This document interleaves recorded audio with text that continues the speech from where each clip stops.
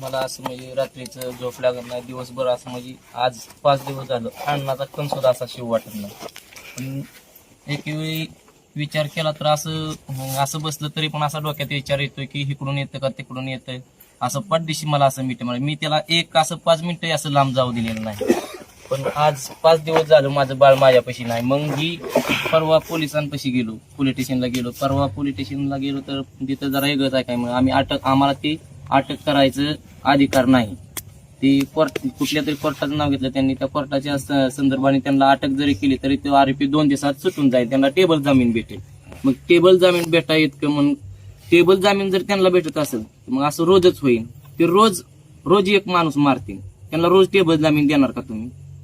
पण असं नाही झालं पाहिजे की बाबा माझा मुलगा म्हणजे काय, तो काय कोंबडी नाही किंवा मांजर नाही किंवा कुत्रा नाही किंवा आणलं दुकानातनं 5 रुपयाचं आणलं त्याच्या टायराखाली फुटलं तसंच सोडून द्यावं, हे अशातला भाग नाही. आज माझ्या काळजाचा तुकडा गेलाय ती, आज माझ्यावर जी काय वेदना बघते येते ती माझ्या जीवाला माहिती आहे.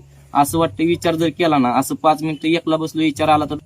आणि हे ऍक्सिडेंट नाही, एक 500 मीटरचा रस्ता आहे हो, 500 मीटरचा रस्त्यात माझा मुलगा इथं रस्त्यात कोंबडी जरी उभा राहिली तरी माणूस ब्रेक दाबतं, पण ह्या माणसाने ब्रेक कुठं न दाबता सुद्धा असा चिरडून गेला. आणि 1.5 किलोमीटर अंतरावर जाऊस तर रस्त्यात असा साईड दिली नाही, दवाखान्यात जायला त्यांनी साईड कसली दिली नाही. ज्यावेळेस गाडी पडली त्यावेळेस हिनं असं बाळाला धरलं, असे जाऊन माझा चुलत भाऊ प्रशांत चव्हाण आणि हे असं बाळाला जाऊन असे आडवे उभा राहिले, तेव्हा ते ट्रॅक्टर थांबला तिथं.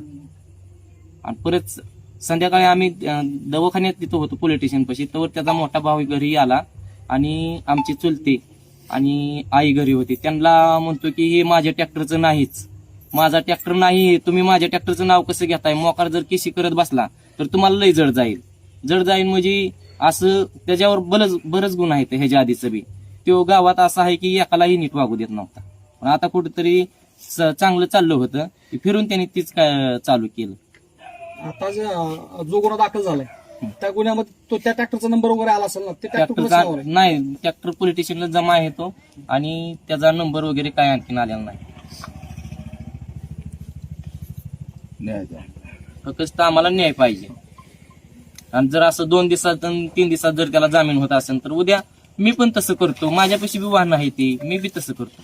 मग मला काय वाटतं, इंदापूर तालुक्याचे आमदार, परत बारामती लोकसभा मतदारसंघाचे खासदार किंवा इतर राजकीय पक्षाचे कुठलेही नेते तुम्हाला आजपर्यंत सांत्वनपर भेट द्यायला आले नाही आले. परंतु 300-350 kilometre 500-500 किलोमीटरवरनं all India panther सेनचे दीपकभाई Kedar आलेत.